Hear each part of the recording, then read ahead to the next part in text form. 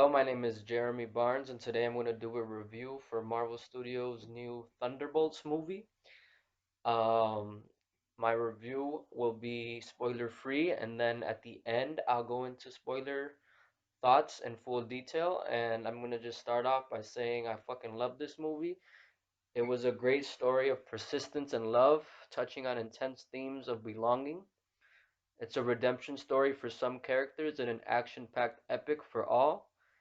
For me, I got the feel of the first Avengers movie, the way that all the characters came together and working um, poorly together in universe, but so well together on screen, seeing them.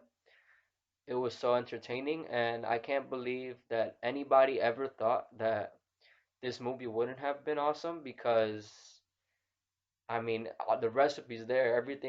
It's all the ingredients are perfect. I don't know how anybody could have thought this shit was not gonna be fire. Because all of the characters fit so well together with their kind of similar backgrounds, but you could kind of see like why they might not get along going into it.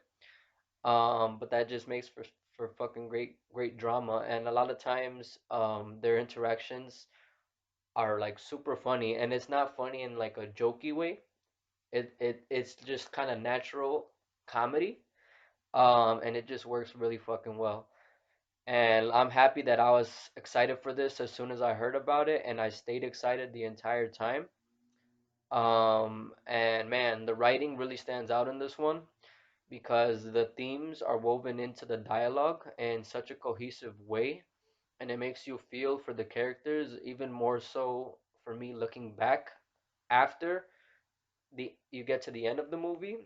I think there's like a richer experience because you're like things that were said or that you see at a certain point kind of have a purpose or like a kind of payoff. So yeah, it was fucking really good. I'll just give you my fucking score right away so you don't have to like wait for that. But I'm gonna give this movie a fucking 9.5 out of 10. And now let's just jump right in.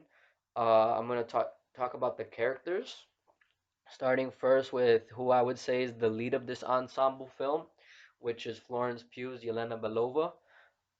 She is the focal point for a lot of the themes of the movie, and she has, I would say, the most obvious arc from beginning to end.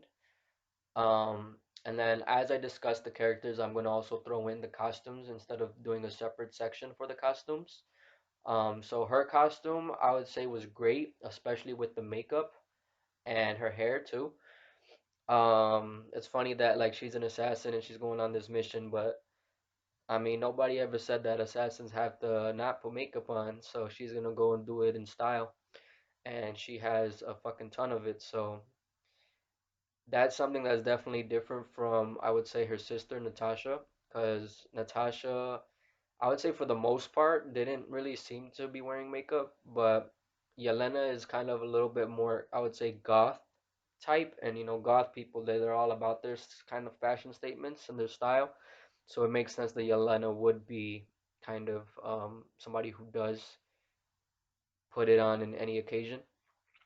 Um, the next character I'm going to talk about is probably who I would say is like the most or like the second most standout character in terms of their story and their arc in the movie, and that's John Walker, the U.S. agent, which I don't think they ever call him that except for at the end of Falcon and the Winter Soldier. But just because I know him as that, I always call him that. But he is pretty much just John Walker in this film. Um, and I would say his character was enhanced in this from when we saw him in the Falcon and the Winter Soldier. I would say he's a little darker and more brooding, but he's actually badass and also kind of funny, which in Falcon and the Winter Soldier, I just kind of hated him almost like the whole time. I don't think I ever really liked him. But here, even though he's kind of more of an asshole than he was there, where he was like trying to do the right thing, trying to work with people, here it's kind of like the opposite. He thinks he's above everybody else in the team, but for some reason it just kind of works better. And I think it makes sense for his character because that is who his character is. He was never gonna be like a actual Captain America type. And this movie I think leans into that more, which is why I think I liked his portrayal here more than I did. And I did enjoy his character in Falcon and the Winter Soldier, but I actually liked him a lot more in this one.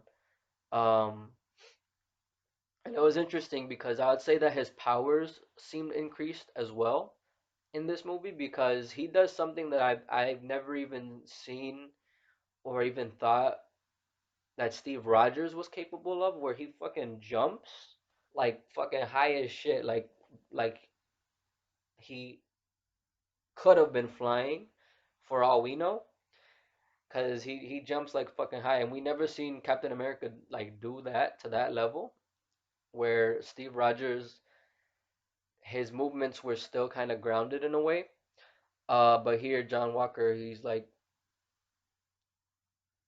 yeah, like I mean he does that, and I would say that, and then some of the fighting parts where like his hits fucking have huge impact. Which Steve Rogers probably he does do, especially like when we see him in the beginning of Winter Soldier. But I feel probably it's that Steve holds back more than probably John does, because John doesn't care for these people that he's fighting in this moment. Like he doesn't care if he kills them. But Steve, like, um, I would say for the most part after the war, doesn't go to those extremes. So I think maybe that's kind of one of the reasons. Or it's just possible that since John Walker was already in kind of peak physical condition when he got the serum, he's just stronger than Steve with the serum. I don't really know for sure, but it's just something that I noticed. And I'd say his costume in this was fucking perfect because it's a lot darker and it's like dirty and shit.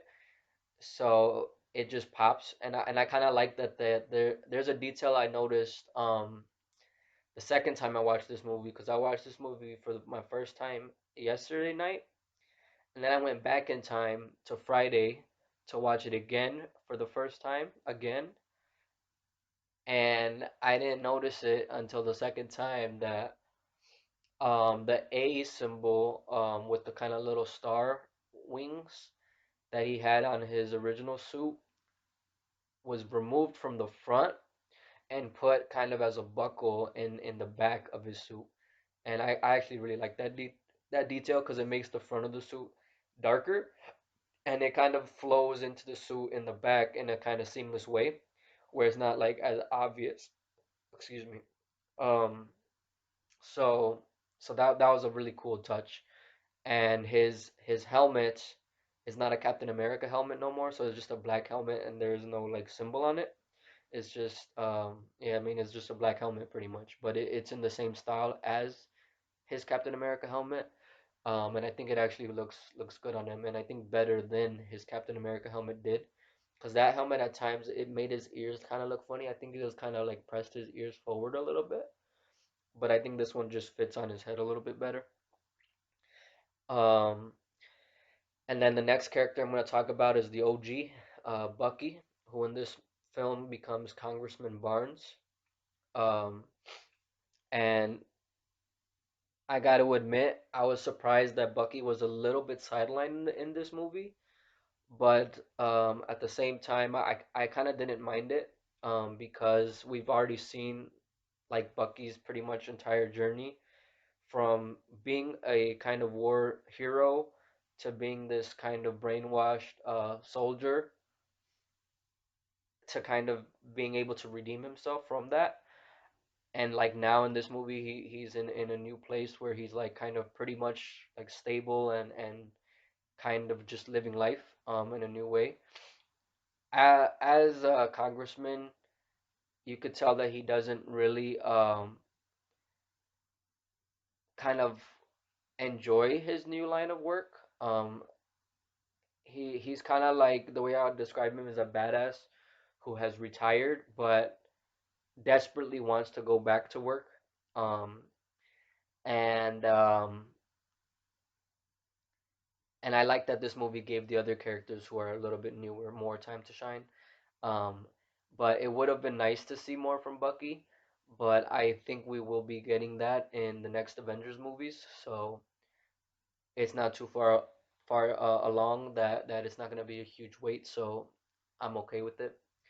And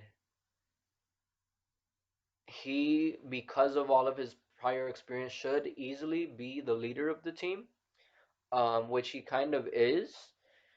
But since Yelena is the focal character, she seems to kind of more be a bit of more in the leadership role. But I feel like that could change, like I said, in the Avengers movie, where I think maybe Bucky will be kind of taking on more of that leadership role now that the team has kind of been working together. Um, and Bucky's costume, I would say, is probably is this in this movie is the only one that isn't really that well. Not that's not true, but it's probably the worst that Bucky's ever looked. Especially his hair in this one, it looks really funny because it's like a little bit longer than the last time we saw him, so it's kind of growing out, but it's not back to the kind of like Winter Soldier level where I think it probably looks the best. But I think he will be getting that back to that kind of style in the next Avengers movie. Um, and I'd say that the best that he probably looked is when he wasn't wearing his jacket in this movie. Um, but yeah, I mean otherwise, like when he's not kind of in action, he looks okay. The next character I'm gonna talk about is the Red Guardian, Alexei, played by David Harbour.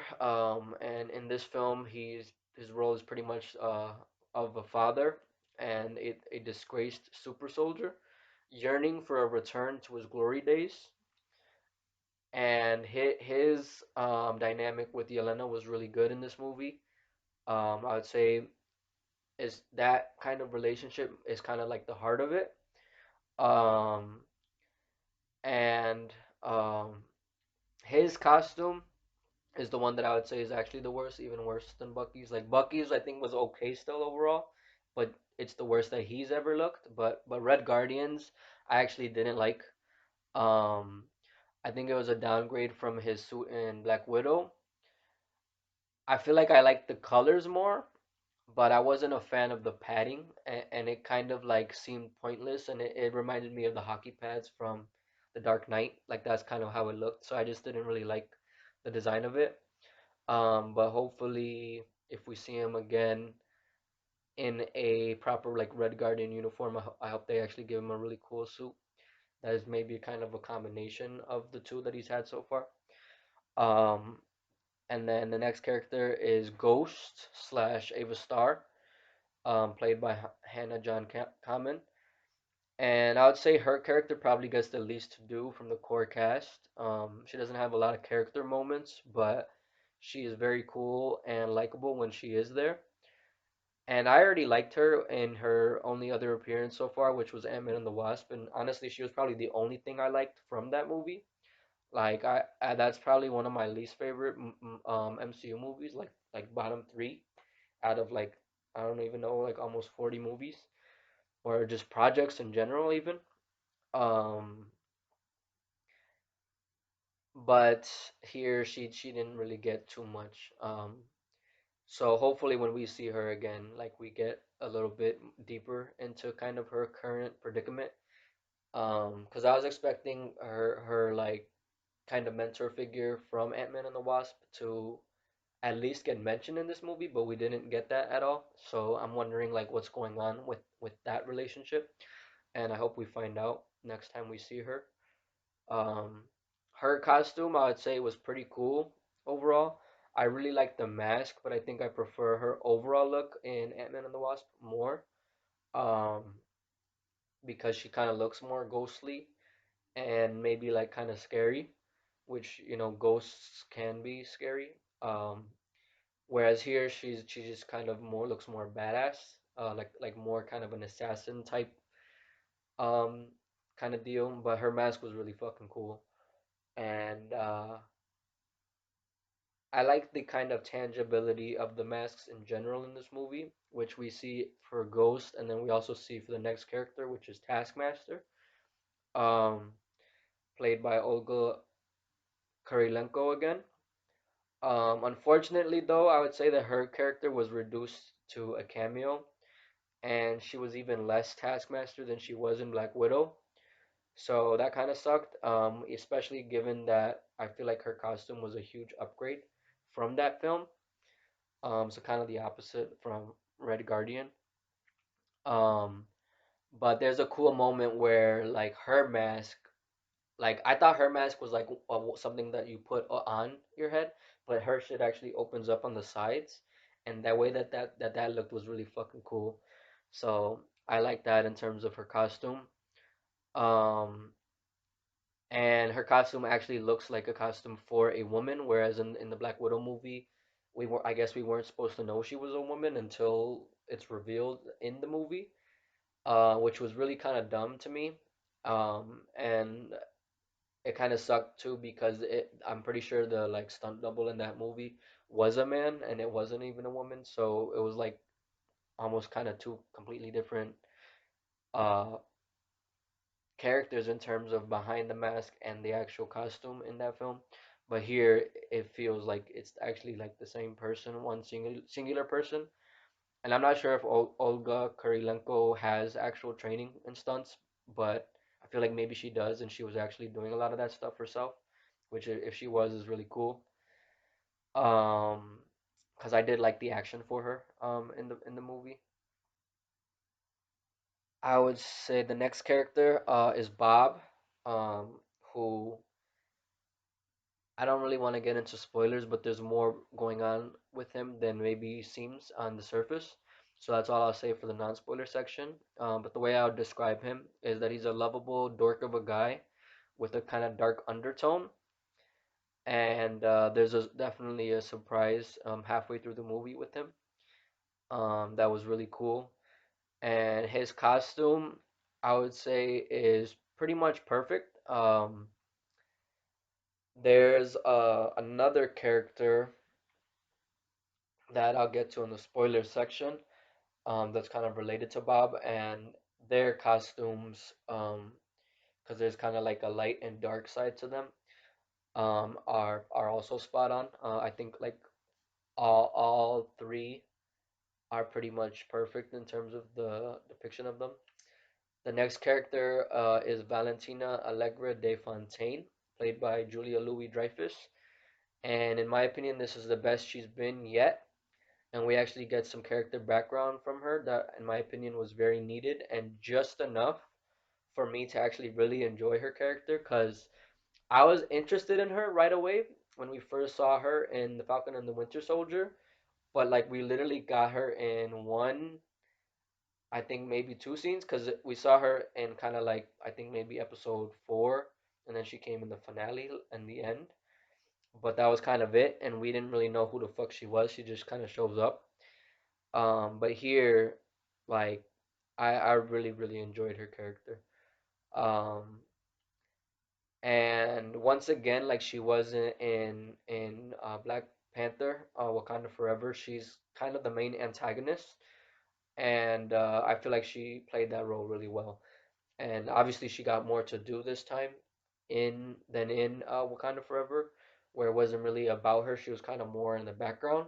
Here, she's definitely in the forefront, and I think she played that really well. And I'm gonna get more into it in the spoiler section, but I think I might like disagree with some people about her character in the movie, and I'm excited to talk about that. And like she also looks great in the film. Um, Obviously she doesn't have like a superhero costume, but all of her kind of wardrobe looks great. And then the next character is Mel, played by Geraldine Viswanathan. I don't know if I said her name right, but that's how I pronounced it. She plays Val's assistant, and I really liked her in this movie too. She kind of wavers between loyalty and kind of wanting to do the right thing when she sees that Val's like a little bit kind of not on the same ground as Mel.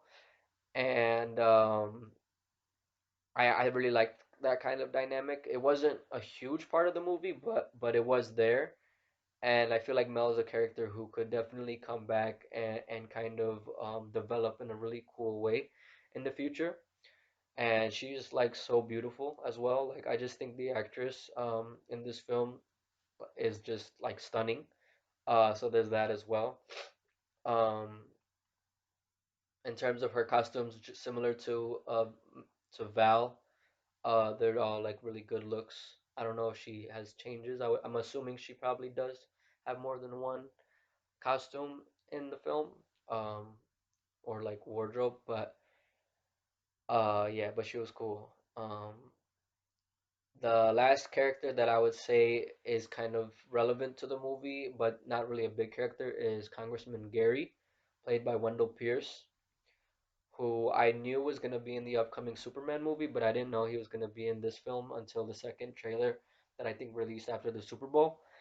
And his character is really funny in this movie. He's basically a colleague of Bucky's in Congress who serves as a kind of a mentor to him within politics and also Val's main adversary within that realm.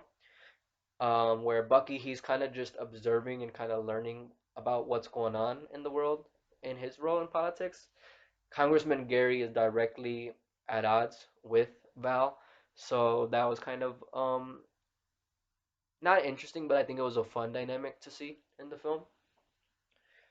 Um, and then the next section I'm going to talk about are the themes, which are really heavy in this film. I think compared to pretty much all other Marvel movies, this is probably the heaviest and kind of most mature. Even though this film is PG-13, there's even some kind of like dialogue that is like kind of surprising to hear about in a PG-13 like superhero movie. But the main theme of the film, I would say, is like depression and self-worth. I don't know which one I would say is above the other, but they kind of go hand in hand. And depression specifically, I would say that theme is explored mostly with Yelena and Bob. Self-worth is explored through, I would say, all of the characters. And I'm gonna go into these more in the spoiler section because I can't really say how they're really explored without spoiling things in this part. But another theme is just trauma in general, and some characters' trauma are not seen in this movie, but we have seen, I feel like most, if not all, of those characters who we didn't get to see it in this film in their previous projects. So it's kind of like I'm okay with it. I do kind of wish maybe we did get to see some more because I'm sure there's more than just what we've seen already of the characters that we've seen that they could have explored here. But I think they just kind of wanted to streamline the plot a little bit so we didn't get kind of lost in the sauce. And I think it did work the way it was executed. But I did kind of want to see a little bit more. Um, Another theme in the film I would say is mentorship, which I kind of touched on with Wendell Pierce's character with Bucky. Um, and then I would say Bucky obviously to the team. Like I said, he's kind of the obvious leader, so he serves that role, and then he kind of also serves that role to Mel's character as well. Um, and then Val is a mentor to Mel, so Mel is kind of caught between like these two sides of like what type of person does she want to be within politics, which is obviously what she's doing. Um, and Bucky's not like fully in that realm, so there's like that conflict as well, which was interesting. And then Val is, and she's also kind of really successful within politics because she was the director of the CIA. In this film, it's actually kind of unclear to me exactly what her role is. I don't know if she's still the director of the CIA or if she's something else. I mean, maybe she is still the director, but then she's also doing like kind of corporate stuff as well. Because there's this like program or something. I don't know if it's a company or what it is called OXE, OXE. Um, and that's kind of where we see her focus more so than like in Wakanda Forever where we saw the CIA side more. Um, so yeah, I don't know, but there's also the father to daughter relationship between Alexei and Yelena, where that's like a kind of a mentorship as well, obviously. And then with kind of the main focal points of like Yelena, and then kind of the other character who kind of ties everything together in terms of the themes, which is Bob, where there's kind of a mentorship between those two characters as well. And that was really cool. And then the last kind of theme that I could think of is just a kind of a general kind of what is the word trope of superhero stories, which is the battle between good and evil. But in this film, it's like tackled in a kind of direct way and not just a general kind of, you know, child-friendly sort of way where that battle is not just between like a good guy or the superhero and a bad guy, the villain. It's also like within yourself. It's internal, and that happens with Bob's character. And the way that was explored was like I feel like really well done. Um, and then there's also a line in the trailer, so it's okay to say in the non-spoiler part, I think, where Val says that a line where she says that there is not a such thing as good guys and bad guys. It is only bad guys and worse guys. And that ties into that in a really interesting way that I will discuss further in the spoiler section. But yeah, but that was all really fucking cool. And then the next section I want to talk about is the cinematography, which I would say great. It was great for a Marvel movie, but not great compared to the best in film in general. But I did have some like standout visual moments that I was like, damn, that shit looks really cool. And I like the way that everything was shot and how it kind of drew the story forward. It wasn't like just shots just to look cool. It was done for a reason. So I feel like it was really good for that reason. Um, and then the next section is of course the action, another big staple in comic book superhero films. And the action was a standout in this film for sure. It was dope and interestingly kind of contained in an interesting but satisfying way. I know I just said interesting twice, but fuck it. I'm still like kind of really high off the hype of this movie after seeing it twice. So I know I'm kind of just boom boom boom, which is kind of get better because I know I like to kind of ramble a lot in my reviews. But anyway, there's I would say four major action scenes in the film. There's the opening, which we did see kind of a little bit of in in one of the trailers. But I'm gonna talk about it more in the spoiler section. All four of these. And then there's the kind of vault fight where all the characters are meeting for the first time, and that shit was fucking fire as fuck. Like definitely one of my kind of standout fights in the entire MCU. It's not like top tier, but it's definitely one that I added to my list of like favorite fights in the MCU. Just because of everybody's abilities and shit, and the way that like they're all kind of going after each other. It was really fucking electric. So I like that one, and I would say that's probably my favorite fight in the movie.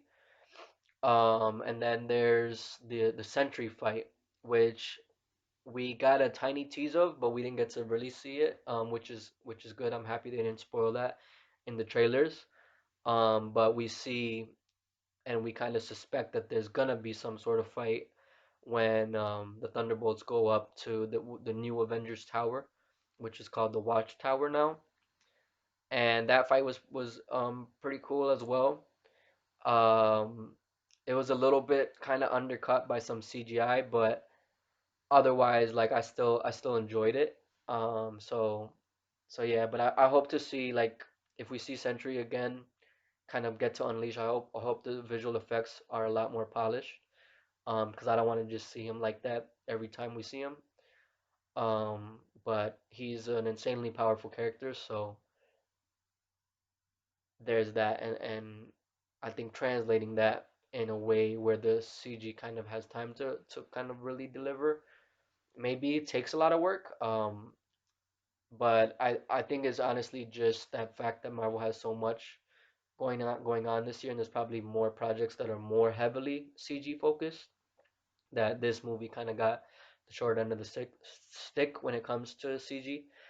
But the finale was really interesting, and it was more abstract of a fight, but the way that it was done was really cool, and in my opinion, really satisfying. Because I know a lot of people kind of like dog on the MCU or just superhero movies in general with their third acts, where it's just like this huge fucking thing, and sometimes you kind of lose the stakes in that. But here we don't, and I feel like it was still cool to see visually. Like it's not like it's just a conversation or something. There is still action, like physical action to it, but there's also like character in it, in a very cool way. So I really like the finale as well. The next section I want to talk about is a huge standout in the movie, which is the music. We got a phenomenal score from Sun Lux, and like in the movie, I actually like kind of said, I think I said it out loud. I'm like, damn, the fucking music is going crazy right now, and it is. It's really I feel like kind of experimental when it comes to film scores. It kind of sounds like a little bit. I mean, I'm not good in terms of genres. Outside of like mainstream genres, but I'd say like kind of like maybe club, like EDM. I don't know, rave type sounds to it.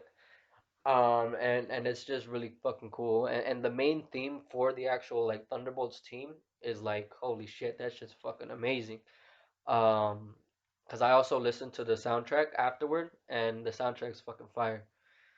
So, yeah, and then I also love the licensed theme song for the team, which was in the trailer and also in the credits of the movie, which is Starships, Nothing's Gonna Stop Us Now. I think it really fucking fits for the team, and it adds to that fucking feeling of, I'm sorry I'm saying that word so many times, but it's like me being hyped that I just like, that's my favorite word. I just throw it out there.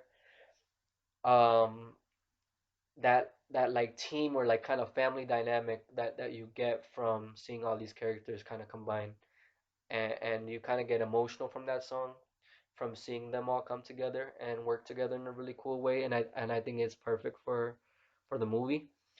Um, so yeah, the music was great.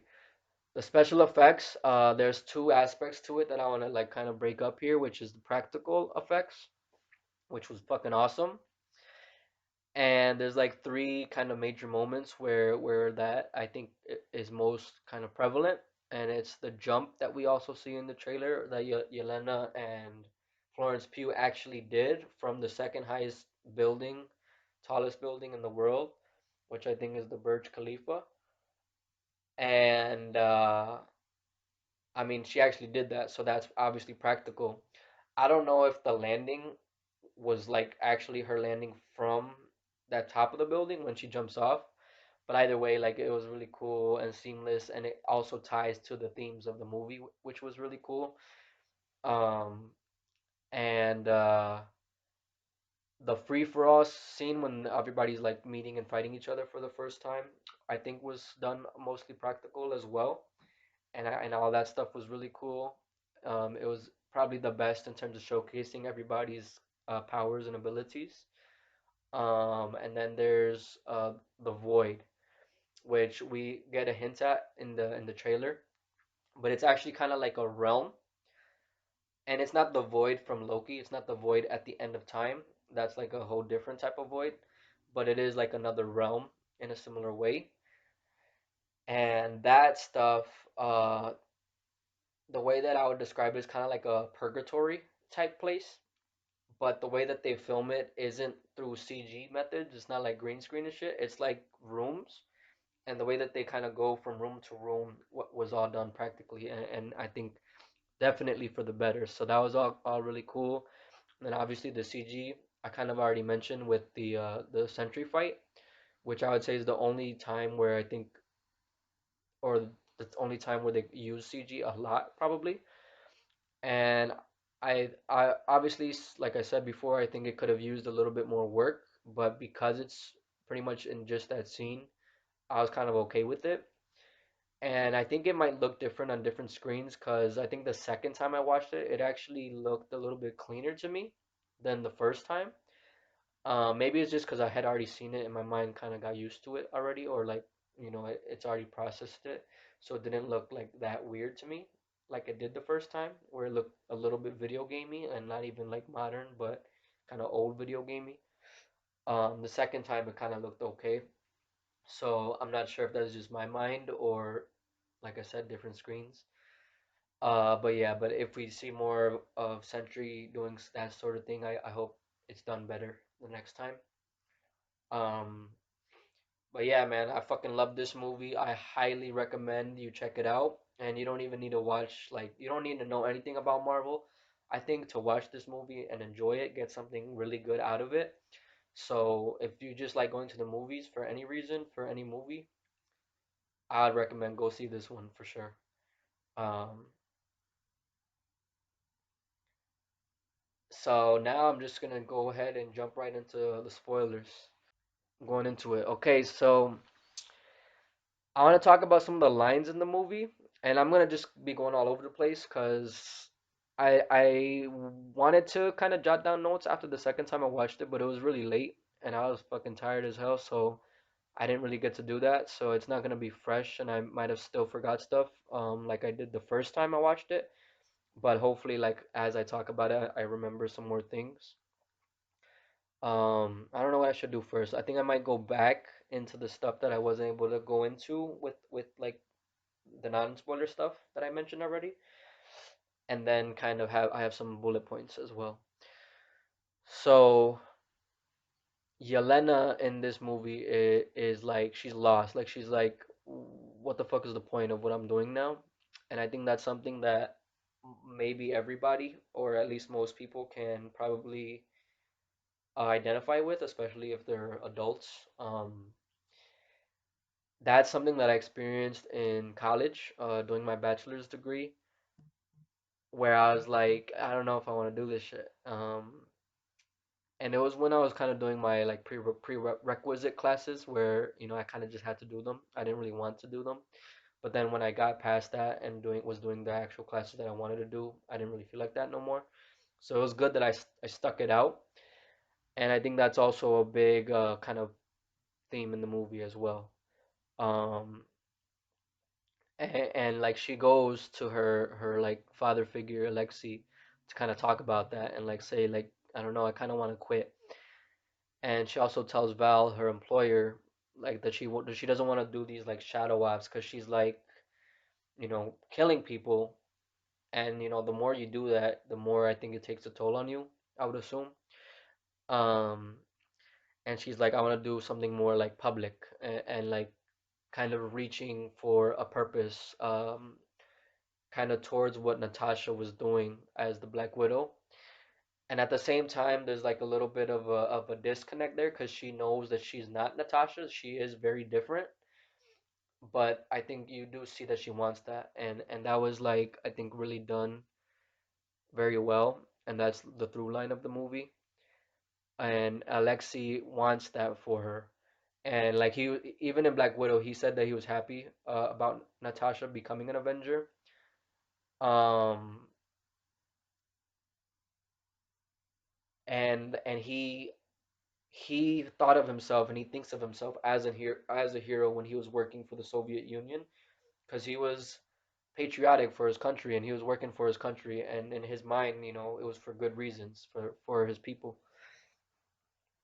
And I actually didn't get that vibe from Black Widow, but here I think it makes sense that that is the case. Um, and I kind of like that they kind of moved him more in that direction. Uh, because I think it was there, but it just wasn't as obvious, I guess, to me in Black Widow. Um, so he brings that and like kind of pushes it out of Yelena, which was really cool. Now John Walker, the reason why I liked him so much in this movie is like his cocky nature in this movie. Like I think he might have had a little bit of that in the Falcon in the Winter Soldier, but I think he's like in this role that he now has, he's like really kind of gotten used to it, and I think that's why it comes out a little bit more. Whereas before he was a little bit more professional, but now he's doing things, behind the scenes, so he's able to kind of be like that. And I'd imagine he probably does a lot of like solo missions as the U.S. agent. Um, and there was also some comedy with it as well. And one scene that kind of stands out to me that I like really enjoyed was the scene when they're like kind of in the back of the van when they're kind of leaving the compound where everybody meets each other for the first time, and he's like talking about his gear to the women and like kind of trying to show off to them, because that's like a really relatable thing, I would say. uh and they were kind of buttering him up. I don't know if they were really into it or if they were like, he wants this, fuck it, let's give it to him. I don't know exactly what it was, but it was just funny to see. And there was like some sexual innuendos in this movie as well too, which I'm always into some sexy shit, so I like that side of it as well, especially because I mean fucking Florence Pugh and Hannah John-Kamen are fucking beautiful as hell, so yeah, so that was funny. And it was funny the first time I saw the movie after the fight, when they're all like trying to figure out what the fuck just happened. There's like this little standoff between John Walker and Bob, where like Bob is making fun of John Walker and like kind of laughing at him, and he gets all butthurt about it as he does. And then Yelena's like, yo, yo, yo, calm down. Like, let's stop throwing our tiny dicks around. And I was like, did she say that? And I didn't know for sure the first time. But the second time, I was like, oh, yeah, she definitely said that. And I thought I just misheard it the first time, but that shit was funny as hell. Uh, and then, yeah, like I said in that scene, um, he talks about well, first Yelena pulls out her gun. She says like what gun she uses, like her favorite type of weapon, I guess, handgun. And then he pulls out his, and he's got the long barrel. And they're like, yeah, very long. And he's like, yeah, yeah, it's pretty long. And obviously, that's also kind of a reference to Dick as well. Um,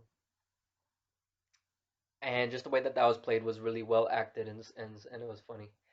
Um, and then um, I'd say for Bucky's arc in the movie, he is kind of like a background protagonist. He's like the background leader, whereas Yelena's like in the forefront. Because he's, like I said in the beginning, just kind of scoping things out, trying to figure out, excuse me, trying to figure out what's going on with Val. Like, she's definitely up to some shady shit, and he would know because he's been through some shady shit himself. And then he's able to, I think, through Mel's help, because he reaches out to her at an event that she's hosting to kind of get kind of voters and investors off of her scent in terms of like this kind of scandal she's in, where it became public that this Sentry program that she was kind of backing killed a bunch of like test subjects, where it was just a huge fail of a project, and she's trying to cover her tracks. And Bucky goes and he goes to her assistant because he could tell that she's, good, like she wants to do the right thing. So he kind of tries to pull her out from Val's kind of grasp, and I think she's the one who calls and tells Bucky what's going on. So he goes, and he is not in that fight in the like compound where everybody meets each other. But when they leave, then the military kind of gets onto their track, and Bucky saves them because they're the only form of transport they have at that point, because their original military vehicle got fucked up when Bob Sentry, after he gets his powers, crashes. It fucking has a shockwave that flips their truck, Um, but the way that I pictured it was that Alexei gets there first. He must have had some sort of tracker in or on Yelena's person. Um, and he's able to get to them when they start kind of walking away once they have no vehicle anymore. And then they start obviously continuing on in the limo that he's in, because I guess that's the best vehicle he has to get there. And then when the military gets onto them, Bucky saves them because the fucking limo has no type of protection, so they were gonna get fucked up. But Bucky, in a Winter Soldier fashion, saves them, and that shit was really cool. Um, it was like straight out of Terminator 2. Um, but it was a nice, cool moment for Bucky.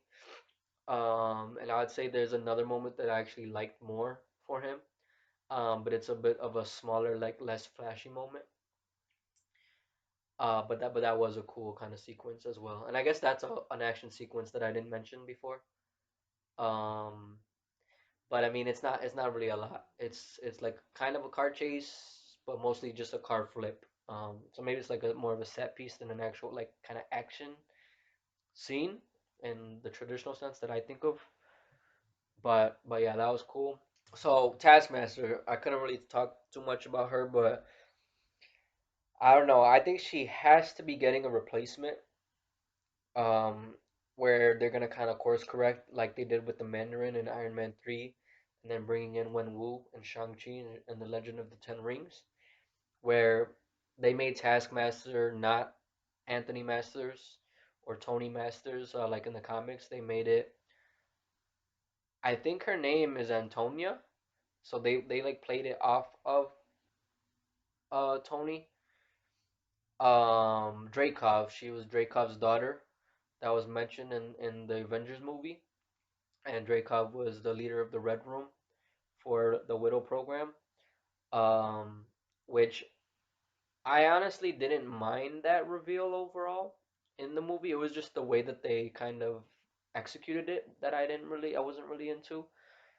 Um, but because they fucking kill her off in like literally the only scene that we see her in this movie, after giving her this like massive upgrade in terms of her costume, um, I feel like she has to be getting replaced with the actual real Tony Masters. And I hope that happens because the Taskmaster has so much potential as a character, especially in this like darker side, kind of street level, grittier side of the MCU. So I hope that's what's gonna happen. Otherwise, they should have not killed her, and they should have given her the same kind of journey that everybody else got, and we get to see more of her in the future. But I think that's another reason why maybe it does make better or more sense, or it's more exciting to have just replace her because she is in a similar boat to Yelena, where she's not really a villain like Taskmaster is normally. She's more of like an anti-hero, which is what this team kind of is. And Red Guardian even calls them that in the movie. I think that's another reason to bring Tony Masters into it and make him just a straight up villain. Who maybe he does work with heroes a couple of times, depending on what the situation is. Um, but yeah, I'd want to see that for sure. Um, Now I could go into Bob's other two sides, his other two personas, Sentry, his superhero persona, and his costume was an interesting blend of padded and like fabric suit. And it was cool because it was comic accurate, but it's not a favorite of mine. And overall, like I am not like a big fan of it. Like I just don't like the color yellow that much. It has to be kind of mixed with something else, and I think even then, a more gold type color is probably better in a costume. Um, but yeah, but it is like pretty much straight out of the comics the way that it looks. So that was pretty cool to see. And then we get Sentry, his darker side, where it's Bob's like deepest kind of thoughts about himself that comes out and about the world because of how he views himself. And that design was really cool, where it's just literally a fucking black void, which kind of fits perfectly. And I think that is kind of how it is in the comics as well. But in the comics, it looks more like a kind of creature and more like ethereal, like a fucking kind of demon, or like god of some sort. Whereas here, it's just him, but in shadow. But there is like a voice modulation that happens with it, which is cool. And the fucking eyes, where it's just like two tiny white lights for his eyes, and then everything else is just literally all black, was really fucking cool. And I think it works really well for the movie. Um, and the visual aesthetic of it, which I think that's maybe what I'm gonna talk about next, and go back about the action. And then maybe I'll talk about some of the other characters again. So the beginning of the movie with the opening, I like that opening sequence when she actually gets into the building, that she has to like kind of destroy, I think, the evidence. That's her mission for from Val.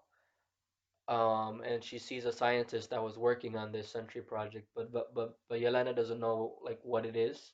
She just goes just to do her job of destroying everything. And when she's in this hallway, which Black Widow, Natasha, the first action sequence we got to see with her was also in a hallway. So this was kind of a cool callback to that. And it was also cool in a way where it's kind of a flip, because that was like a bright room where it was all white, and then she's Black Widow wearing this black costume, and I think all the people she was fighting in Iron Man 2 were also wearing black. So there was that kind of visual. But here it's a dark room where there's only a backlight that's going this way, and we see it from above. And when she's fighting everybody, we see their shadows. So it's like the first visual indication of what we're gonna see in the future with the Void. And because I saw the trailer, I already knew about that connection. So that was like something really cool, I think, to kind of set the stage for the rest of the movie. And I really like that for the visuals alone. Like the fighting itself, I don't know was necessarily stand out in that moment, but the visuals of those shadows was really cool. Um, and it plays into that, into like those darker themes. Um, when Taskmaster was actually killed, like that was kind of surprising the way it happened. Like boom, straight to the head, she's gone. I was like, holy shit, what the fuck? I didn't think she was gonna die that quick. Um, and then they're just fucking disrespecting her body afterward. Where I think his ghost, her murderer, takes some shit, and then Yelena's like has some respect, and then John kind of agrees with her, but then he sees like, oh shit, actually this would be really useful, and then he takes something off her too. Like that shit was crazy. Um, I feel like that was the only pop moment in the movie where there's not really emotion behind it, but it was cool to see Olga's kind of scarred face, Antonia's face that we saw in Black Widow when she shows up, when Taskmaster shows up. She's there, I think, for U.S. Agent, and Yelena is like on the defense. She's like, "Oh, holy shit, what are you doing here?" And she opens her mask up because they know each other from the Widow program from the end of the movie where Natasha frees all of them. And she's like, "I'm not here for you." And then she closes it and keeps going after her target. And yeah, man, that fucking sequence is so fucking cool. Like I'm gonna have so much fun breaking that sequence down like shot by shot when I own the movie on disc. Um, but yeah, it was cool. I think we start with Yelena, where her target is Ghost, where Val told her like somebody with these abilities that it makes it perfect for her to steal is gonna steal some shit from this lab. She goes after Ghost, and then Ghost, um,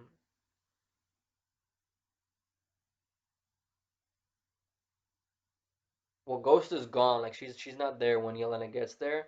But then we see John Walker come in, and John Walker's target is Yelena.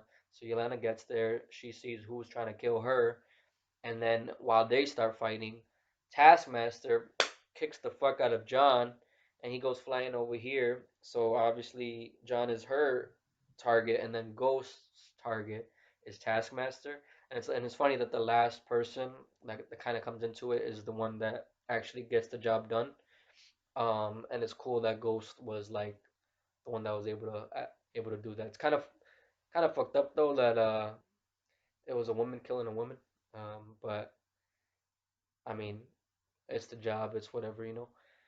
Men kill men all the time, so quality, right? Um, but it would have been cool as well to see them team up. Like I do kind of actually wish we got that, but at least we get to see the others team up. Um, I don't know. We'll have to see in the long run, because I think maybe I'll be bummed out in the future if we don't ever get a new Taskmaster. But if we do and he's fucking awesome, then I'll be okay with it. But for now, it's not a huge thing for me. But there is like some element of like, damn, I wish he could have got to do a little bit more in the movie. Um, Maybe I don't know what or if it would have fit anywhere, but still. Um, Now, the Sentry fight was cool and like kind of shocking. Like his just sheer power. Like I knew he was one of the most powerful characters in all of Marvel Comics. And obviously, these characters, the Thunderbolts, are not even really powerful, even compared to like lesser powered characters, like the original Avengers, which is mostly kind of a lot of humans. Um, but just that like sheer divide makes him like scary, even though he wasn't like trying to kill them. Just like his abilities, like holy shit, I was like, whoa, what the fuck? He did like the fucking Neo pose where he stops the bullets that are being shot at him. I don't know if it was Bucky shooting. I think maybe it was Bucky shooting with the full auto kind of like little submachine gun or full auto little pistol type thing. I'm not sure exactly what type of gun it was, but he stops those bullets and he not only stops them and just like lets them go, he throws that shit back at them. And then when Ghost is phasing, he's able to fucking grab her. Um, I think even in a more kind of direct way than Vision in Infinity War, because Infinity War they got Vision because of his Mind Stone, where that was like the power source, and once they got that, it was affecting his ability to phase. But Ghost, he just like knew where she was gonna be, and he just stops her and like prevents her from continuing to phase. And then like John starts shooting, and he just fucking melts his gun, so he has to drop it because it's fucking burning. And he's like fucking super fast. I don't think he teleports, but I think he like he flies super quick. And I think he like throws somebody. I don't know if it was Yelena or if it was Bucky, where he throws them and then he like kind of catches them in the air. I think he throws them up, they hit the ceiling, and then he catches them and kind of throws them back on the floor, and he's just fucking tossing them all over the room like nothing. And then they're like so fucking shook that they gotta run away. And I ain't never seen that shit in a fucking superhero movie, but that shit was so just like real, like this movie is. And that was a funny moment too. It kind of a little bit comedic, because they're scared, and these are supposed to be badasses. Like they're all fucking badasses, but against this dude, like what the fuck can they do but run away or die? So the obvious thing to do is run away. And I like that in that scene, Val's like, "All right, we'll finish the job, kill them," and he's like, "Nah," and he lets them go because they were helping him before, and he's still the same guy. He's just like a little bit kind of more confident because Val was trying to use him as her kind of like superhero, like her own private superhero in a kind of corporate way, like Homelander. Like I've heard people kind of bring that up. It didn't go in my mind any of the two times when I watched it, but that is an obvious comparison to draw because Val is like kind of the what's the character's name from The Boys? Val's like that, and where the way he was using Homelander, Val is trying to use Sentry, but he's like, why do I gotta kill them? They're not a threat to me. Like I just fucking wipe the floor with them, so there's no need to kill them. I could get them whenever the fuck I want. And she's like, you do it because I told you to do it. And he's like, nah, I don't think I'll do that. And he gets starts to get a little cocky where he's like, I don't think you even know my capabilities. And he like threatens to show her because he knows from before that she tried to kill him when he was in the same room as all of them. And it's funny that Val didn't even know that, which was interesting. I thought Val was gonna know about Sentry going into this movie, but she didn't even know that there was a test subject that survived and that there was actually a success. So it's kind of funny when she finds out, and then he kind of threatens Val, and I don't know if he was gonna kill her in that moment. I think he was because she's annoying and she maybe is a threat to him because she already tried to kill him once. And I think he knows that she has this kind of kill switch, which isn't actually a kill switch, but it does kind of hold him back a little bit. For Bob. Um, but then it takes the second kill switch that Mel does to actually like save her boss. And this is after she's already kind of turned her back on her, going to Bucky and talking to him behind her back. But Val has figured that out and kind of holding it over Mel. But yeah, but that was all really cool. And then they're all like arguing on the bottom, and like Yelena's like, "Yo, like we're fucked. We might as well just give up." And the others kind of don't want to, especially Red Guardian. He's like, "No, like we can't give up. We have to kind of regroup, make a plan, and go back attack." But she goes off on her own, and then that kind of leads to the moment where this movie starts to get really emotional for me. I don't know if there was a moment before that. I thought there was the first time I watched it. The second time, I don't know if there was. Like, I don't think I caught any time where it was. But then this time, and literally the emotional scenes for me, first time I watched it and the second time I watched it, hit like equally. So that's how you know this shit is good. Um, but Yelena goes off on her own, and then Alexei goes after her because he's like Yelena, like you can't beat yourself up about this, and he's like everybody has things that they regret because she kind of goes off and she's like we're all not good people, we're all bad, and she fucking this is the fuck out of John because earlier when Bucky kind of gets them all where he first he saves them but then he kind of captures them to make sure they're all contained. And when Mel calls him again, he's like, all right, well, we're already all together, so we should go after her. And he just throws Walker under the bus. He puts him on blast and he says, like, that Walker's wife left him and took their son, which is a new thing that we never saw in Falcon and the Winter Soldier. And before everybody had heard about John's wife, but they didn't know that. So there's like a shock, like holy shit. And then Yelena, in that moment of finding out, she's like, kind of feels sorry for him. But then she throws that shit in his face after they get whooped, and she's like, everybody knows, even your family, that you're a piece of shit, John. And that shit like was like holy shit, like damn, why you have to do him like that?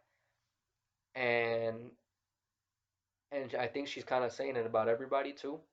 But that was the one that like stood out the most in terms of being like really piercing. And Alexi goes to her and she's like that she just feels this weight and like she doesn't know how she could come out from this like darkness she feels within herself. And Alexi kind of talks about her childhood, which was something that was set up in their first scene together in the movie, and it's where the Thunderbolts name comes from. Where as a kid, her soccer team, which sucked, which fitting for this team who also kind of sucks as a team, They like never won any games, but they were called the Thunderbolts for one reason or another. And she tells kind of as a like off kind of comment the team about it, and then John brings it up when they're in the limo together, and he's like, "You named them after your soccer team," and he in this moment at the end, he's like, "You wanted to be goalie because not just because maybe you didn't want to run around as much, but you wanted to be the last person that everybody could rely on if they failed." And like that shit fucking hit. And I thought about my family a lot watching this movie, because that's where my trauma comes from, as probably most people's does. And and I think about certain people in my family, and I see them in Yelena, um, and I see my dad in Alexei, where he's a good guy, like he actually is a good guy, but he might have made some mistakes, but he has this hope for his daughter that fuck, I'm getting emotional. I think this might be the first time I've gotten emotional in a review. Um, where he sees like the brightness in her, and he knows that she could be better. Um, and I think first it was her comment that like started to hit me, where I got teary eyed, and then it was his comment, and I didn't cry until later, but like that moment was really good and touching. Um, and then I guess I'll go straight into the other one when I finally did shed my tears, and it hit me even harder the second time. But it's in the void. After Yelena embraces it, she goes in there, I think partially hoping to find him and to be able to save Bob, because she feels like she can't save herself, but maybe she could save others. This dude who she sees is like clearly broken, and then everybody else goes too. But before they get there, Yelena finally sees Bob's trauma, where he saw hers earlier in the movie, and she had to like live it multiple times throughout the movie. She sees his in what he says is like the best, like quietest room in the entire void, but it's still fucked up, where we find out that Bob's father was abusive to his mother, and at a certain point he like tries to defend his mother, protect her, but she says like, stop, Bobby, like you just make it worse. And that shit hit me, because I think a lot of the things with Bob specifically in this movie, I was thinking about it as like an educator now who's worked in schools for I think 4 years now, pretty much. I mean, three and a half, not 4 full years, but three and a half. And worked with so many kids of all ages. And also my sister's a therapist, and my mom has worked in education and now in CPS specifically, with kids with needs, special needs. So like I hear all these stories and stuff. I was thinking about it from that perspective of like kids, and it's just fucked up for a kid to have to hear like you just make things worse when you're trying to help and do the right thing, and you're like, and for to have your mom who you're trying to defend say that to you is just fucked up. That shit hit me both times, and obviously even now talking about it, oh, it's just like sad because it happens way too much. And us failing our kids is why the world is so fucked up, because people go to substances to try to numb that pain, And that's something that's also touched on in this movie with Bob, where we find out that at some point in his life, he was on meth and he was addicted to it, and I feel like that's what he feels like made him feel invincible, and that's where like the Sentry persona comes in, and that happens in real life, and people, it's different things. Like even me, I suffer from an addiction of my own, um, and I think it is to to kind of hide my pain or my feelings of not being good enough, and that's I think why people get addicted to things. It's not purely just for the feelings that it gives you. It's to kind of mask something inside you, and this movie did such a good job with that. Um, hopefully you guys could fucking hear me talking about this. But it was funny as hell. Uh, when the team comes to finally join up, when they follow Yelena into the void, and Red Guardian, like everybody has this awesome entrance, and Red Guardian just fucking grabs a pillow and pulls that shit and fucking breaks the tension, and it was so needed. Like that shit cracked me the fuck up both times as well. And this movie is just so fucking good. And I love Red Guardian. I loved him in Black Widow. He was actually my standout character in that movie. Um, and here he's so good too. And I was worried maybe his character would get annoying. Fuck man, my voice is cracking like a motherfucker. Um, I was worried maybe he would get annoying, just being the comedic relief because a lot of times, especially in recent Marvel movies, they undercut the drama with comedy, but it's done in a way where it's like kind of cringy. But here, I think Red Guardian is done so well that it doesn't come across like that, and it actually feels in line with his character because he's kind of like a big doofus, but he's like so lovable because he has these intentions, these good intentions behind him, and even when like in Black Widow, Natasha's like, stop, like it's annoying to her, and that's also relatable too. Because I do get annoyed by my dad a lot, and like I think about my dad when I see Alexei in a lot of these scenes, but I also love my dad. Oh, fuck, I'm gonna cry again. Um, so yeah, so like his character was really good, for that reason. Um, let me see, what else do I want to talk about? Um, I guess I'll go into that finale, which was more abstract, where after they get Bob out of that room, they go to what starts in the beginning of the movie, the set piece, the action sequence with Yelena when she gets into the lab, where we see the first sign of the void, but we don't know what it is. I know what it is because I follow this shit from the trailers. I could see and piece some things together, but the general audience doesn't know what it is.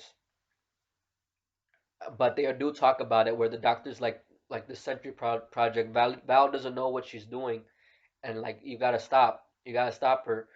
And I don't know if Yelena was ever going to kill this doctor, but she needed him to kind of get something. I actually don't remember because I missed the first scene the second time I watched it, but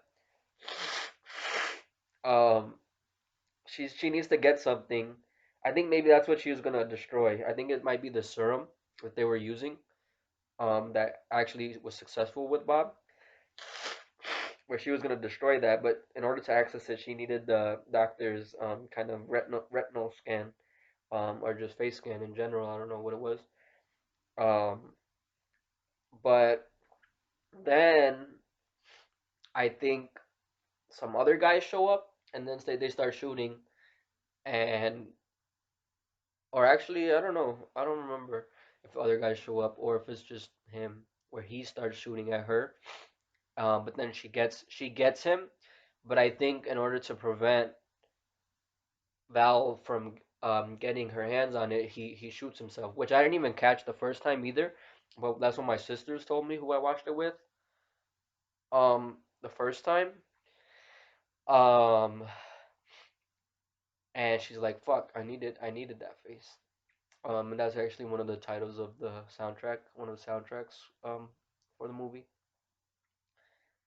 And that's the same room where we go back to in the finale, and and Bob's kind of like talking about it and like how they could get out, and supposedly this is supposed to be kind of like the worst place in the void, at least for Bob in his memories, and it's because it's when his darkest part of himself first was revealed, when the test was successful and he turned these like, I'm assuming, other doctors into just shadows.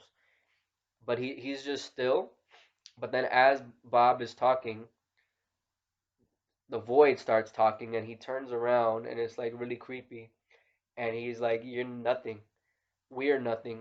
We have to just embrace that, accept it." But Bob has to fight it. And for me, what I got out of that scene, when he finally gets the upper hand and he starts beating the shit out of the void, and the void's just laughing because he wants that, because he's consuming Bob's soul, because we see Bob starts to actually turn dark, turn black into this nothingness, and Yelena sees that and she's like, "No, stop." But as Bob hits the void's kind of hold on them, on the rest of the team, where he's like holding them back with metal and shit. And it's funny that he just was holding, like, kind of restraining everybody except for John, where he fucking stabs him through the chest because John was a dick to Bob in the beginning. Restraints, they start to loosen, so Yelena gets out and she goes after him, and like she does this flips and stuff. So that was like, the flips were really cool and stuff, but it wasn't about that. It was about the emotion. What I got out of that was like kids who get in fights a lot in school, and like, kids don't just fight just to fight. I mean, maybe sometimes they do, but like if it's a something that happens so often where they're just like, their behavior's off the charts in a negative way, it's because of something going on, some trauma.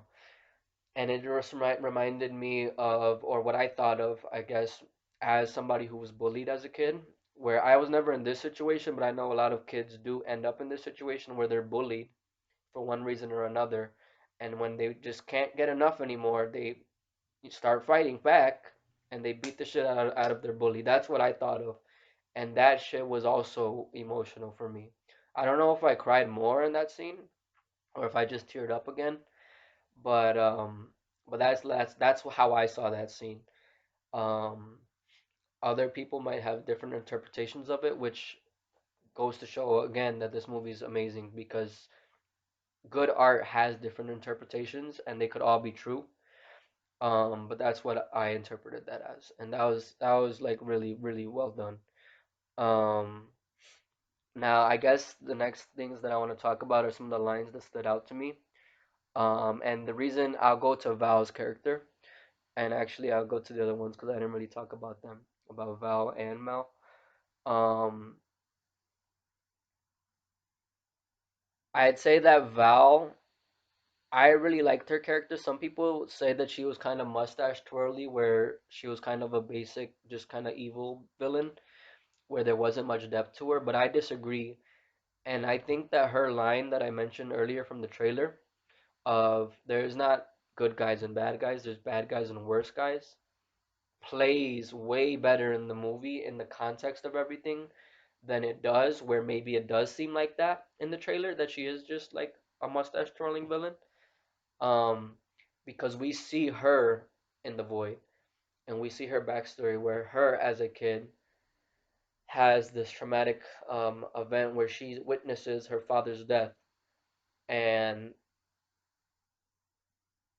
we see that her father told her like, don't talk to nobody, but she made the mistake of like, oh, this guy said that he was your friend, and he asked like, where do we live? And she told him. So this guy ends up at their house, and the dad's trying to reassure Valentina, like, everything's gonna be okay. I don't blame you. It's okay. It's not your fault. And he tries to talk his way out of the situation when he does open the door for the guy. And what I thought was happening in that scene is that maybe he stole from him in some way, like they were business partners, but he stole from this dude. And this dude just fucking shoots the fuck out of him point blank in front of Valentina. Like maybe he doesn't know in that moment, but he does tell Valentina's father that, oh, your girl's gonna be fine, and like he's gonna take care of her or something. And I'd imagine Valentina probably killed him at some point, but we don't know. Like it does, we don't see that. But that line, I don't know if it happens first or after. I think it's after when she says that line to Mel, after she finds out that Mel is like kind of talking behind her back to somebody else, which is putting her at risk. And she says it because I think she believes from that memory that her dad was a bad guy, but the guy who killed her dad is worse. Um, and like that's sad. That's sad to believe, and a lot of kids probably do think that way. And even me, I I think my dad's a good guy, but a lot of times, I mean, I'm sorry that it's getting personal. Sorry to my dad. Um, but I don't think it's like anything, new, because I have music about it as well. Um, that the bad things that my dad has done, sometimes it makes it hard for me to, I guess, accept him in some ways for who he is, and like give him the benefit of the doubt.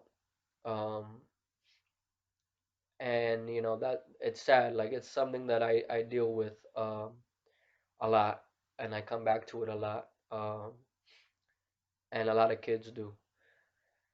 Um, and Yeah, so I think that Valentina's character in this movie was actually really fleshed out, and maybe it's not as overt, it's not in your face, but it's in the subtleties of Julia Louis-Dreyfus's performance that we see that, like when that happens and she comes out of it when she's with Bob, which is her first kind of meeting with him. It's the faces on her the expressions on her face, and she's like, I need a moment, and then she's gonna leave. It was enough for me. Like I thought it was really well done. And I liked it. Like I didn't have any problem with that. Um, yes, maybe we could have gotten more, but I don't think she needs to be more, because I think there are people like that where they see the world very pessimistically, and because of that, they're like, why don't I take advantage of that, and why don't I just do whatever the fuck I want to do, get what I want to get, and fuck everybody else. Like that's real to me too.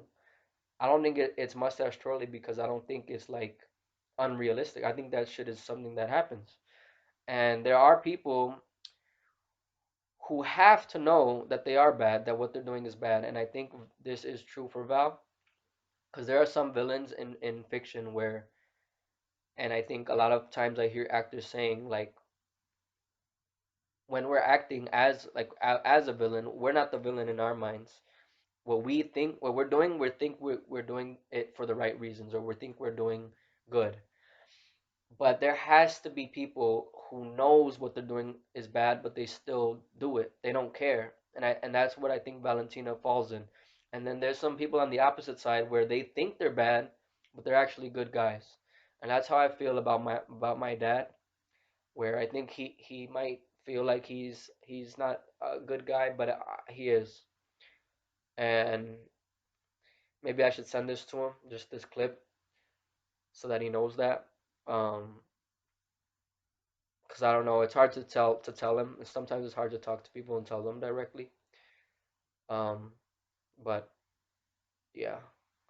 Um, and I think this happens a lot.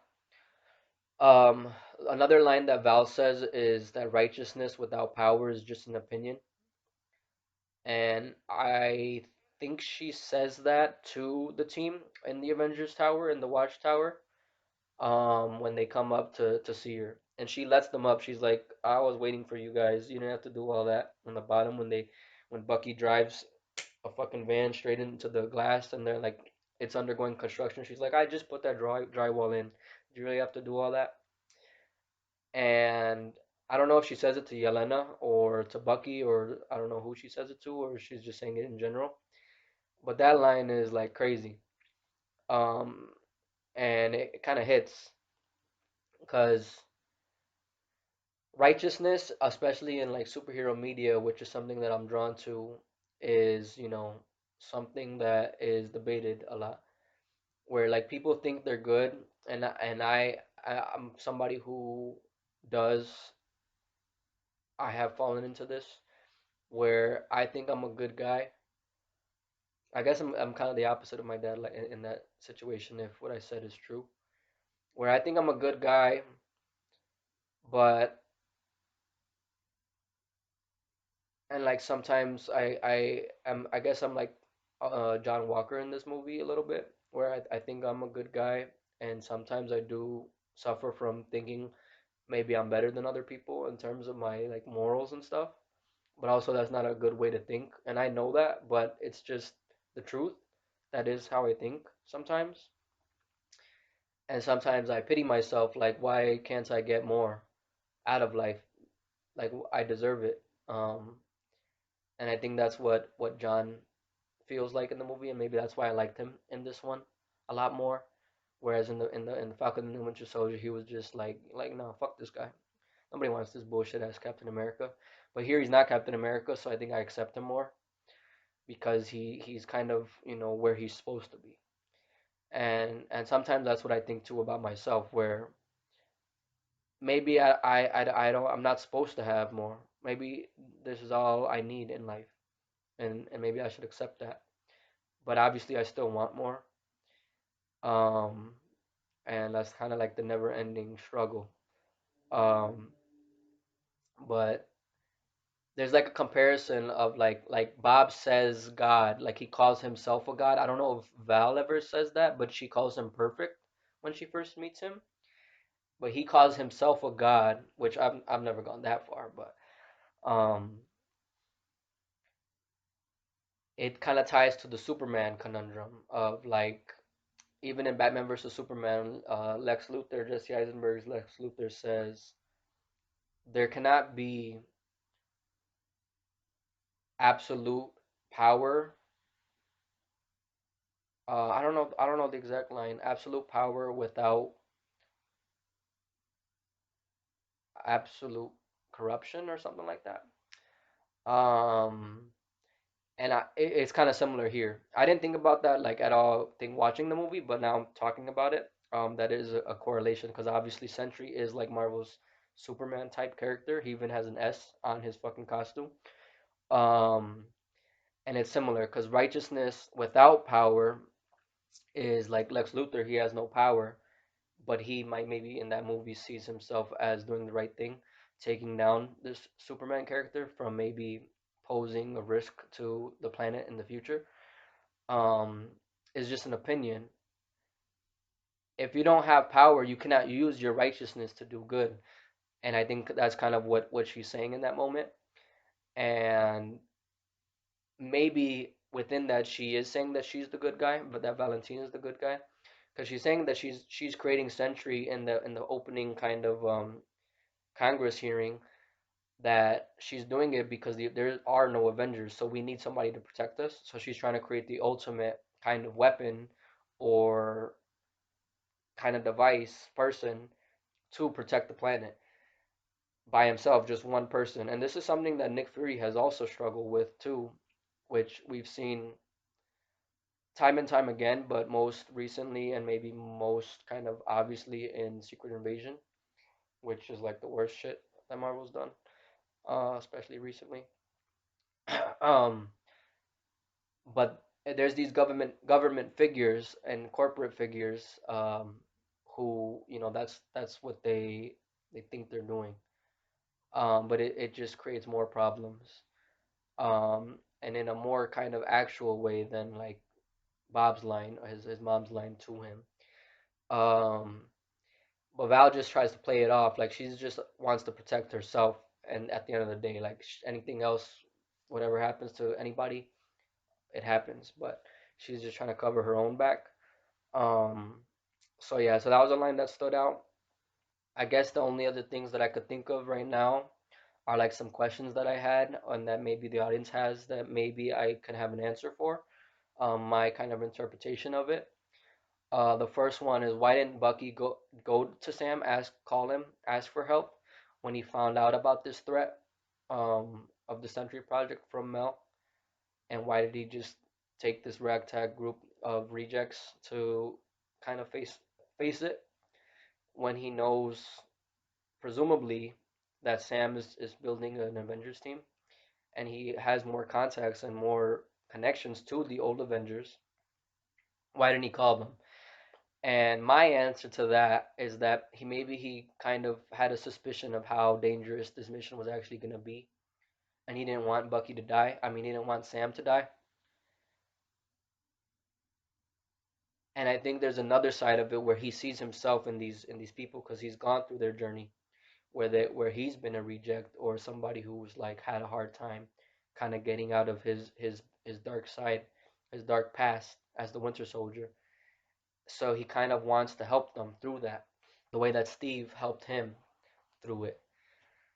And that I actually like that in a way. And I didn't mind the fact that he didn't call Sam, which is interesting because I had the opposite reaction to in Captain America: Brave New World, where I was like, nah, Sam should have called Bucky. So honestly, Sam can't be mad because he didn't call Bucky. So why would he be mad that Bucky didn't call him? We'll get to that too as well, deeper into it. But that's my 2 cents about it.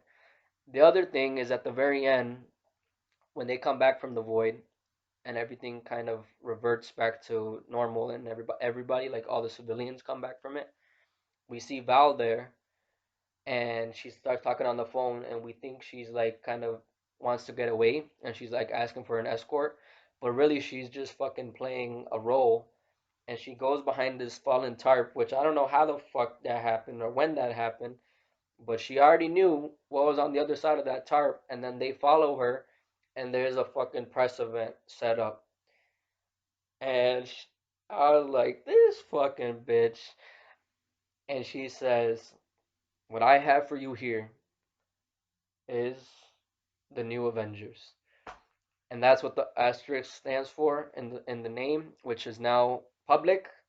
Marvel just released that today, the day I'm doing this review, Monday, May 5th. Um, and that was crazy. But the question I had is like, why didn't the team snitch on her? Like, why didn't they? Because Yelena walks up to the podium that Val was speaking on, and I was kind of suspecting like she's gonna just tell everybody everything. But the reason why she doesn't, I think, is because if they told everybody the truth, Bob would have to get arrested. And if he's arrested, Bucky knows this, and I think this is why he, in particular, just let it happen. If he's arrested, somebody else is gonna try to use him and fuck things over again. So they have to just go along with it so that Bob is safe, and therefore the world is safe from the void. That's why they didn't snitch, and they have to just go along. But what Yelena tells to Val in that moment is that we own you now. You, she previously had power over them, sending them wherever the fuck she wanted to do whatever the fuck she wanted them to do. But now that they know her secrets and she's in the wrong, they have power over her. They could air her out whenever they want. I don't know if they're still gonna do missions that she's sending them on, or there's like a committee now that they're working directly through the government, the way that President Ross was planning on recreating the Avengers, and previously as well during the Sokovia Accords. I don't know exactly how it's gonna work. We have yet to see. We have to wait for that. But that's why I think they didn't, and why they ended up going on with it. And then we see this kind of public response of this in the credits, and the credit sequence is really cool as well. I love the visuals, the man-made visuals. Fuck AI. Um, Putting them in historical context and kind of what we would probably see in real life headlines, if something like this happened. And there's a lot of like funny ones, some gag ones, like John Walker riding his shield like a horse, his fucking taco shield that he says. Um, and then we go to the post-credit scene at the very end. The other one was fine. It was all right. It was whatever. Um, I didn't notice the first time, but the second time I noticed that in that scene, it is actually kind of closer to the end credit scene because John has his little beret hat on the cereal box. It's not the cereal box from the posters of the movie. It's the new excuse me, the new Avengers team that we see later, which is going to lead into Doomsday, the next Avengers movie next year, pretty much exactly like 12 months away. Um, and that scene, the costumes, I wasn't really sure about. I'm not sure about it yet.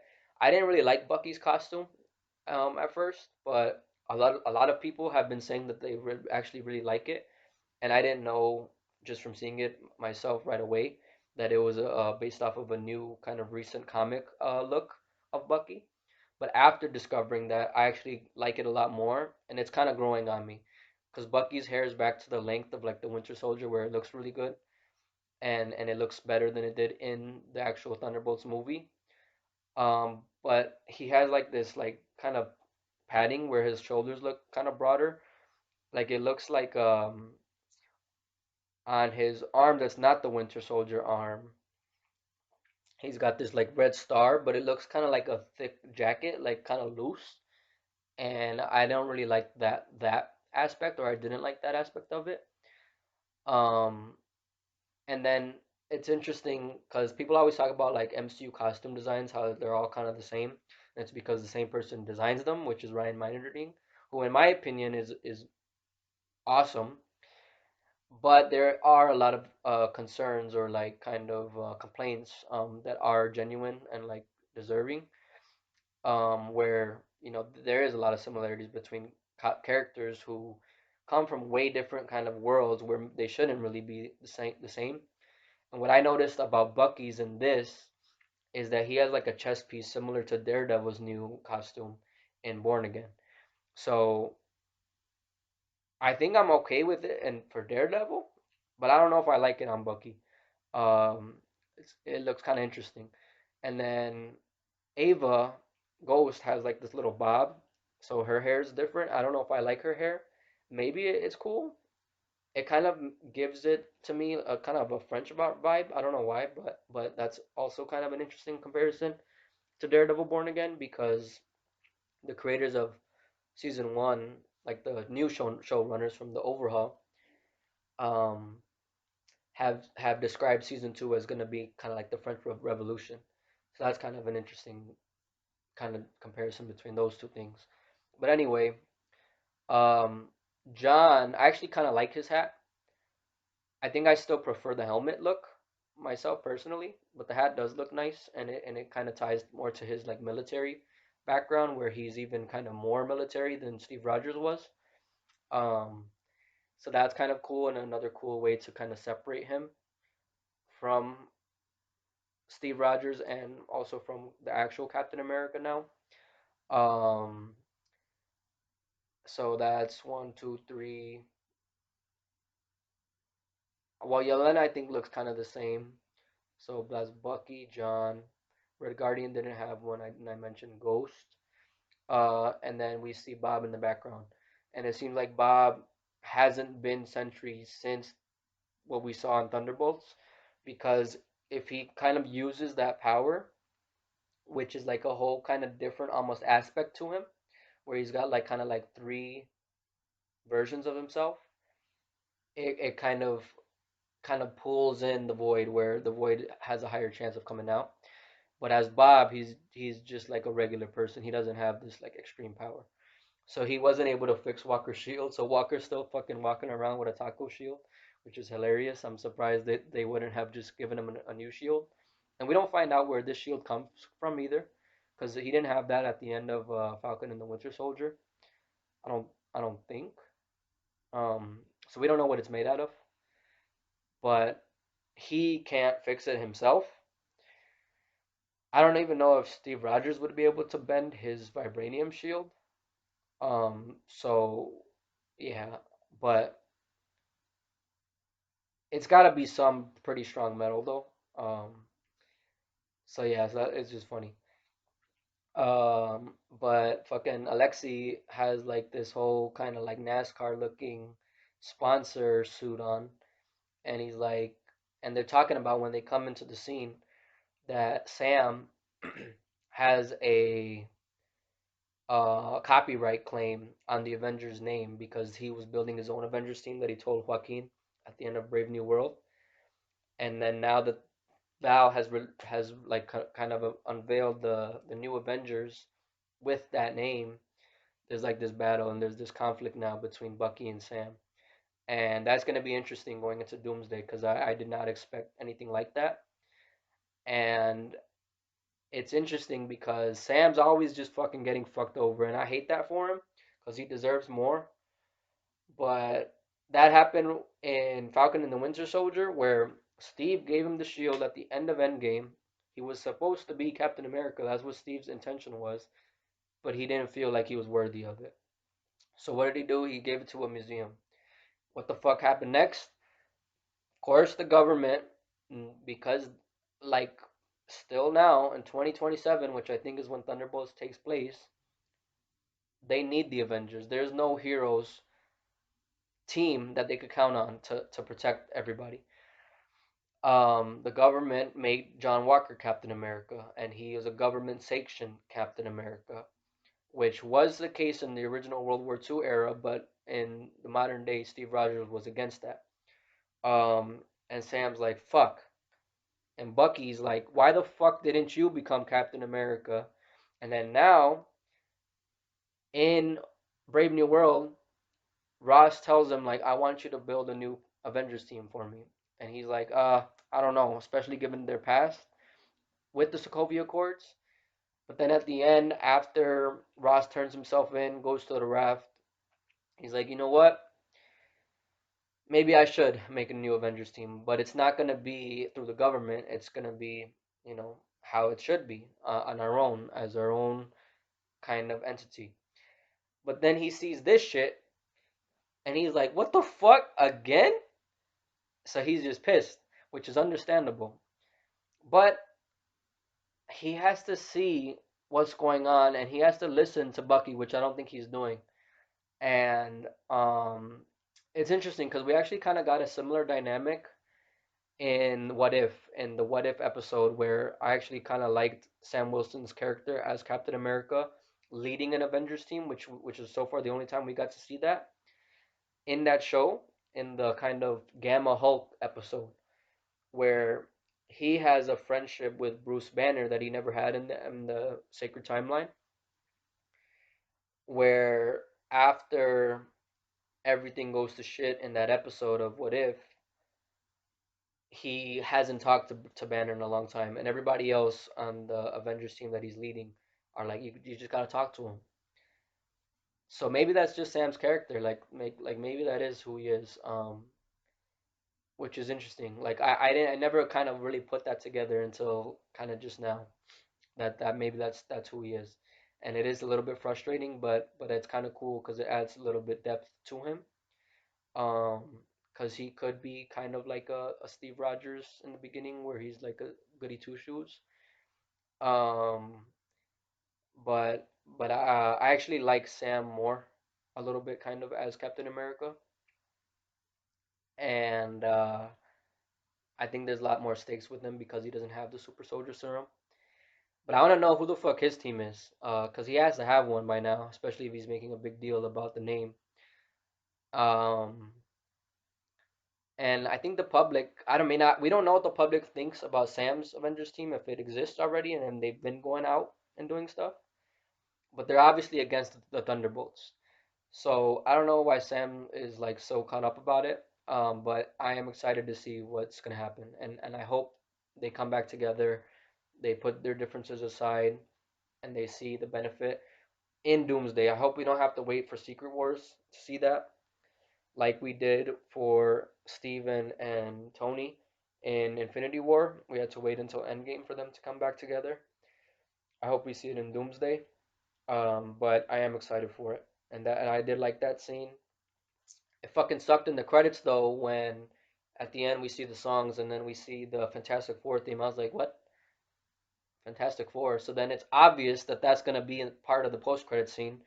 But I do like the way that it played out, where we didn't actually see the Fantastic Four, the actual team, but we see their ship coming in from. It says interdimensional, so they might be coming from their universe into the MCU or into whatever Battle World is if they're already in Battle World, which we don't know exactly. Um, but that hyped me up actually more for Fantastic Four, and I was already super hyped now after the previous trailer, the official trailer. So yeah, man, let's fucking go from here on out, full steam ahead. I can't wait, and I'm happy, man. Oh fuck, it's good. Um, I was gonna have theories for the future. I guess maybe I might have already said that, but here's another hope for the future that I have. I need a Sentry and Moon Knight team up. Um, and honestly, I think Moon Knight on the Thunderbolts is better than Moon Knight on the Midnight Suns, which is where I was previously thinking he might show up next. After this movie with Sentry and the whole kind of mental health aspect of it, I need that team up, those two characters. That would be so fucking fun. Maybe even throw in Frank Castle there. Fuck it. That'll be so fucking cool, I think. Um, yeah, I can't wait. I guess the last thing that I did note down is maybe some ships. I don't really kind of do that or say that a lot, but a lot of especially younger kind of teenagers do a lot in media is ship characters. This kind of came up more when I watched this movie with my cousin, who is younger than me. So she is maybe kind of like on that side of things. She probably won't like me saying that, but she told me, and I think I actually just today I seen after I watched it with my cousin that a lot of other people are shipping Bucky with Mel, which I didn't think about at all the first time I watched it, but honestly I could see it. I don't know if I want to see that happen, but I do want Bucky to be happy, and I kind of do want him to have a love interest because he hasn't had one. And in the comics, he was supposed to be with Natasha, and that would have been cool to see in the MCU. But I was thinking going into this movie that maybe him and Yelena would have a thing, but I don't think that's gonna happen. But him and Mel, I actually could see, and I think it would work. If it does happen, I'll be okay with it. I'm not necessarily waiting for it. But the other one is I think I also saw today, and something that my cousin said is Yelena and Bob, which I think I did think of that one, seeing it the first time. I don't know if I want that one, even maybe less so than Bucky and Mel, because I feel like their relationship is more like friends. But if it happens, I mean, fuck it. Like they both deserve it. They both deserve to be happy, and they're not siblings. They're not related in any way, so why not? But honestly, weirdly, I kind of want Walker and Ava to hook up. Um, cause she was like the first one to kind of like when he was being all cocky and stuff when they're first meeting. She's like, oh, like Get over yourself, I think is what she says. But I don't know if she was into it when they were comparing their guns in the van scene that I was talking about earlier. She might have been, or she might have just been kind of laughing at him about it.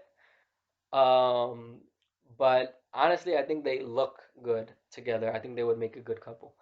Um, so I'm kind of shipping them. That's all. I think that's where I'm gonna leave it. I don't know if I have anything else, but I'm happy to find out what you guys all think. If there's anything else you guys would want to talk about, I'd be happy to comment back and forth on the video. Let me know. But I'm gonna leave it there. Thank you for watching. I'll catch you next time. Goodbye. Peace. Take care of yourself. Take care of the people you love. Ask for help if you need it. Talk to people. I love talking about movies, and my therapy is music. And this movie inspired me to start working on my next album. So there's that. I'm gonna leave it there. Thank you.